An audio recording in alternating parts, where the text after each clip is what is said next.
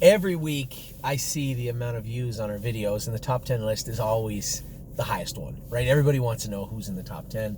And for a lot of people, their horses may have slid out of the top 10. I'll tell you right now, 27 horses made my top list today, and I had to whittle that down to 10.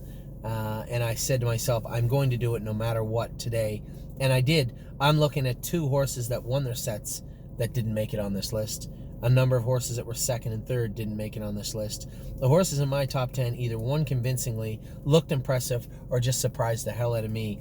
And as I said, those top 1, 2, 3, 4, 5 even don't change that much, but there's a lot of horses coming onto the list and some horses that exited the list, but that's not because they went bad today. And we'll get into that when we talk about the 2-year-olds today, how they went overall, what they did, what I thought of them. So I almost started at 1 again. Let's start at number 10, Broadway Roll. Now, we were heads apart at the wire, and right after the wire I made a break, but I think I hung on to beat Gray is the New Red. So in fairness, Gray is the New Red and Broadway Roll should really share the 10th spot, because I don't know who won. Steve's filly is very, very good. She's getting a little aggressive. We talked about it after. He said he was having a tough time holding her. He had to move her out of the 2-hole around the last turn, and he was seesawing her to keep her beside me. Had he let her just pace forward, she would have beat me easily. And she did very, very well. And so Steve's done a great job with her. Erin, who takes care of her, I mean, she's healthy now and she's put on weight. She looks great. So I think both those fillies should share this spot. I may have hung on to beat them, but she was every bit as good or better than Broadway Roll, which is saying a lot because we were really smoking on the end of it. Both those fillies looked very, very good today. As I said to the caretaker of Broadway Roll, we're going to pull her hobbles in just one more hole, and I don't think there'll be a problem after that. When they overstretch themselves in the straightaways like she did, going as hard as she could through the middle of the straightaway and roll off stride, almost every time it's just a tiny bit too much hobble. Sometimes it's, hey, don't worry about it, they'll grow, they'll stretch into them. When you got a small horse like her, we'll just pull them in that one hole and take care of it. So realistically, Broadway Roll and Gray is the New Red should be in at number 10.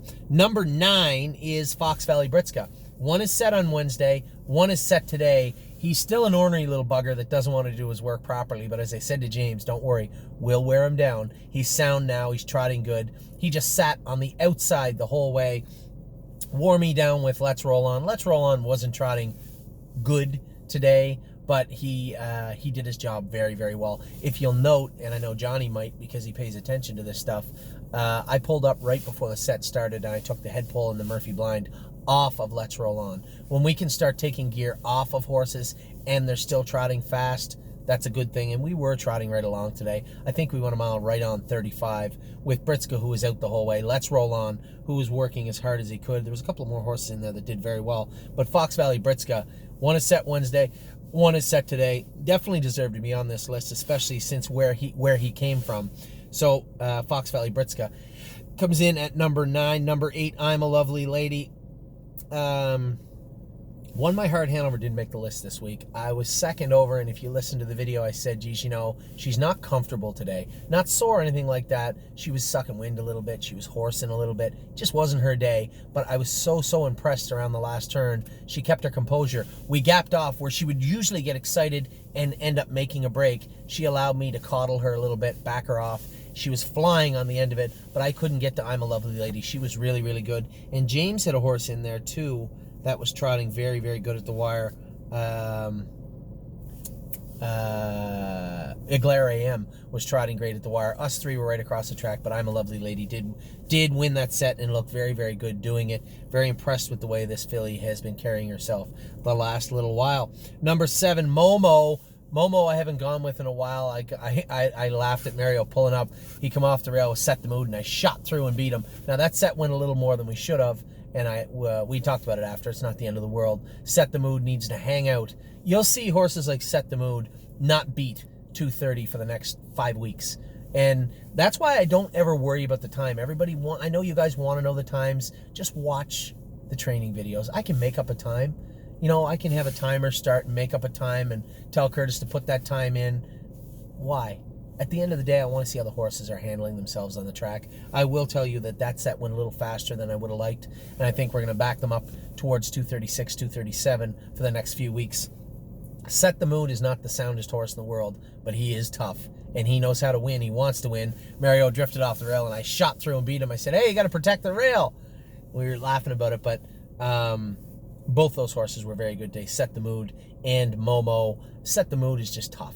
And as I said to Mario, we'll keep training him in 230, as close to 4 even quarters as we can until he sounds up, and then it'll be straightforward. And that goes back to that case-by-case basis where some horses can accelerate and be pushed a little harder. Some you have to back up with, and you have to be able to recognize that.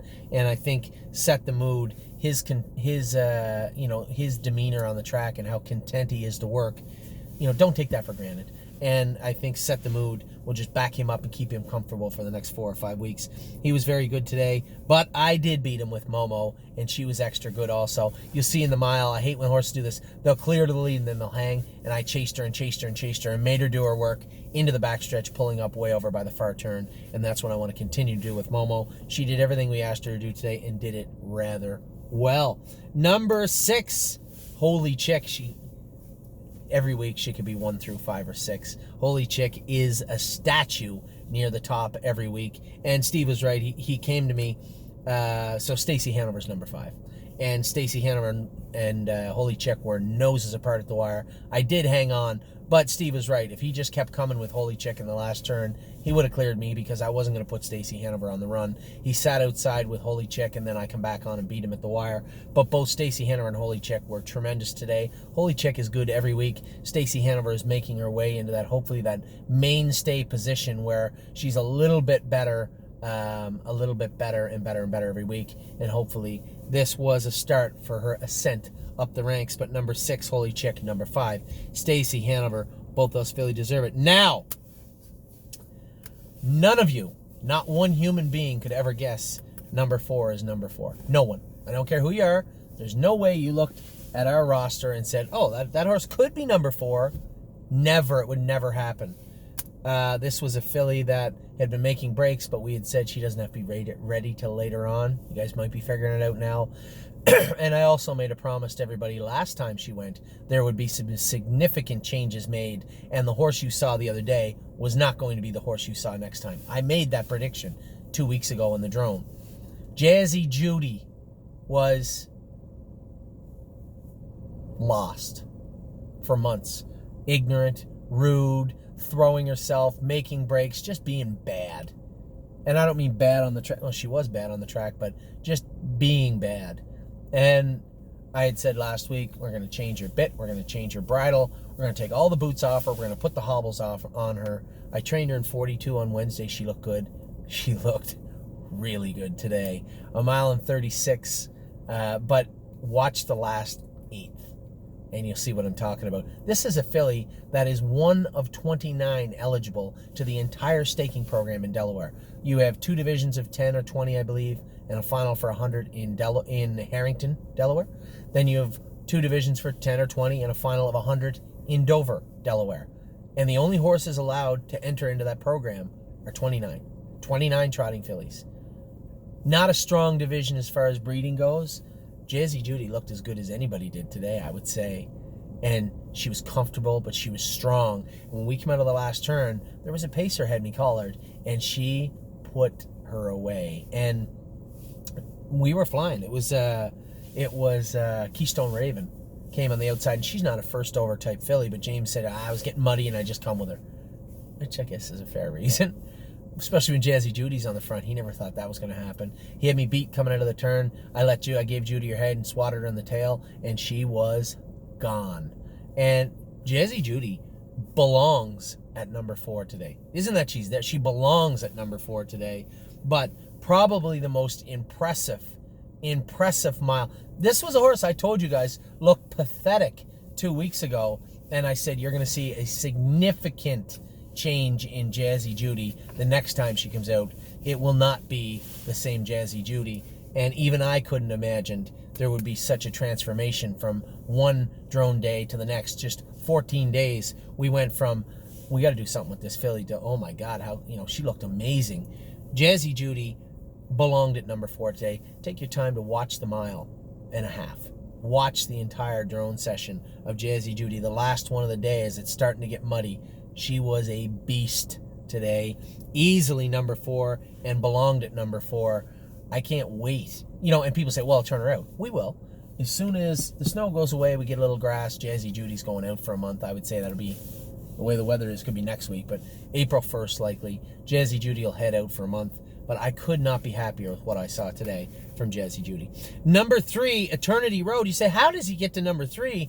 You're going to see. Because one horse beat him today, and then another horse belonged. The only reason number 2 isn't number 1 is because we talked about consistency. You have to be consistently good. And it was hard to put number 2 ahead of Eternity Road, but Eternity Road didn't win his set today. This horse did. So Eternity Road was tremendous. Again, James is just buggy riding with him, doing the right thing. War We Welcome was a powerhouse today. And it was great because I had one of our clients sent me a message and said, I didn't realize how much you actually liked War We Welcome until I saw your staking on her. War We Welcome is a tremendously talented filly. There's some horses that I'll just call it right now. I think they're going to be good horses because that attitude, which is really the one that'll get them through every hurdle, especially the last one. If they look like they have speed, if they look like they have talent, if they look like they have ability, the only thing that can slow them down is their own attitude. And when I look at a horse like War We Welcome, she's got all the tools. She's got all the power. She's got a beautiful gait, a beautiful body, and she wants to do it. So horses like Eternity Road and War We Welcome, both very, very nice horses. And Eternity Road had to be at number 3 today, but he looked great again. Number 2, also going to be a huge surprise. Now, I'm going to tell you something that you might be surprised with. Margot knows War We Was Up was easily in the 60th percentile. So she was, not the percentile. If we had 65 horses, he was between 55 and 65. He was lazy. He had a lot of work to do to impress anybody. Is he going to do it? He might later on in the spring. I don't know if I've ever seen a horse. We just talked about what kind of a transformation Jazzy Judy went through. I don't think I've ever seen a horse go from being so underwhelming to being so overwhelmingly good in such a short span. Let me be as clear as I can here. There isn't a horse on this training center wants any part of War We Was Up. Not from what I saw today and not from what I felt. Not only did he win the set, not only did he look good, he busted through the turn, busted them up, drove away from them, and made them like it. These weren't slugs. These were some of our best horses. Roy Hill come first over, and I know Danny just thought he'd sit out there. But Danny trains War We Was Up also, so he knows he was ready sitting on a big mile, and him and Roy Hill went at it the whole last 3/8 of the mile. 3/8 of a mile. Oh, no, half a mile. And War We Was Up obviously had the inside. Had the rolls been reversed, who knows? But War We Was Up was extra good today. I was extremely impressed. This was a horse that we had low expectations for. We didn't pay a lot of money for him. He came out of the gate lazy, just a pedestrian type of way about him. Just everything was mediocre. Everything was okay. Not today. War We Was Up proved today that it's going to take a pretty good pacer in this training center to beat this horse. First off, watch the move when I move him from 4th to 1st. He moves like a cat. He's a big boy, and he moves like a cat. And then he toyed with them the rest of the way. I tapped the shaft of the jog cart with the whipper on the last turn, and it was game on. He was all business today. War We Was Up easily number 2 today, and number 1 was the horse that beat Eternity Road. And we talk about consistency. War We Welcome has been there from day 1. From day 1, we've talked about how good she looks, how talented she seems. We had a number of horses look very, very good today, but none of them looked as good as War We Welcome. Eternity Road finished right there with her, but let's be fair. There has to be a number 1, and it can't be the horse that got beat. It has to be the horse that won, and War We Welcome is easily number 1 today. Horses that didn't make our list, Argento won his set and looked good. Rito Sunshine won his set and looked great. The Fat Cobra was second and looked very good.